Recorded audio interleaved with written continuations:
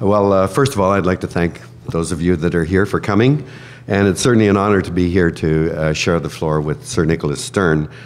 This visit by Sir Nicholas couldn't have come at a more opportune moment. I'm sure you're aware that the discussion in Canada about global warming is finally matured past the is it happening stage to what should we do about it stage. And I'd like to provide a bit of context before he gives his remarks. As you're aware, the fourth report of the Intergovernmental Panel on Climate Change, released on February 2nd in Paris, concludes that it is more than 90% certain that human activity is a contributing factor to climate change. So this is an urgent challenge that is going to need immediate and a sustained response to it.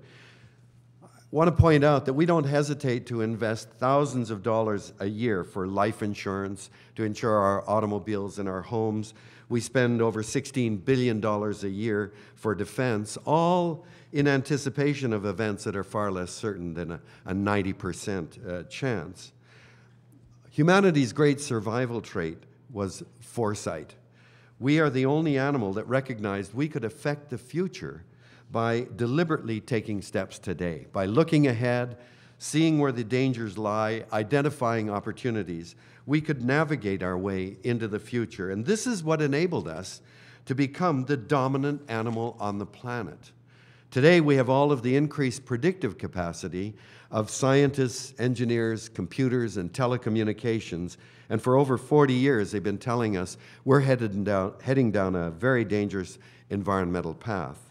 The environment and climate have now climbed to the top of people's agenda here in Canada, but I want to point out we've been here before. In 1988, the environment was the #1 issue around the world. That's a year George H.W. Bush ran for president and said, if you vote for me, I'll be an environmental president. 1988, Brian Mulroney was reelected, appointed the brightest star in his caucus to the Ministry of the Environment, Lucien Bouchard. And I interviewed Lucien Bouchard in 1988 and asked, what is the most pressing issue we face? Right away, he said, global warming. And when I said, how serious is it?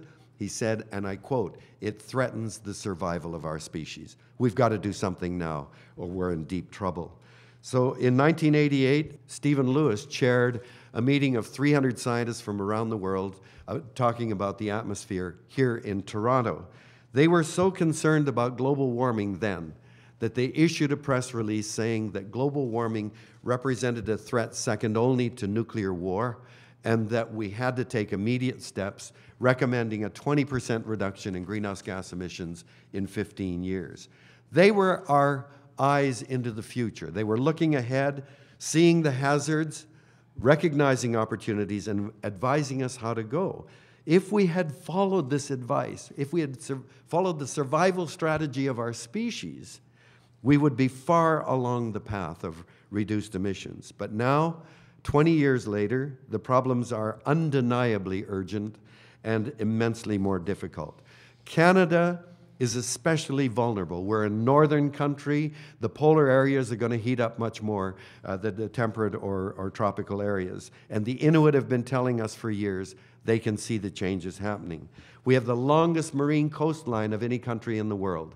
Sea level rise is going to impact Canada enormously, and we still are dependent on climate-related activities, tourism, agriculture, forestry, fisheries, and remember, winter sports. I've been traveling by bus across Canada now for 3 weeks, asking Canadians what they would do for the environment if they were Prime Minister.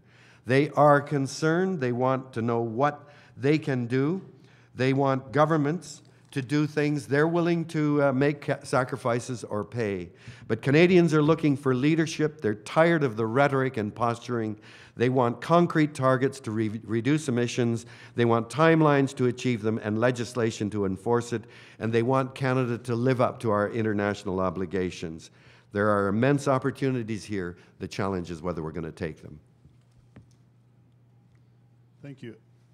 I've been asked to introduce Nick Stern. I don't think I really need to do so, but all I would like to do is to stress one point, which is that he came to this issue not as an eco-warrior. He came to it as an economist. He was the chief economist at the World Bank. He has a senior chair at the London School of Economics, which he'll be indeed returning to, I think, in June. He is head of the British Government Economic economic surveys. So that is the position from which he came into this issue. And with that, I'll ask him to speak for himself.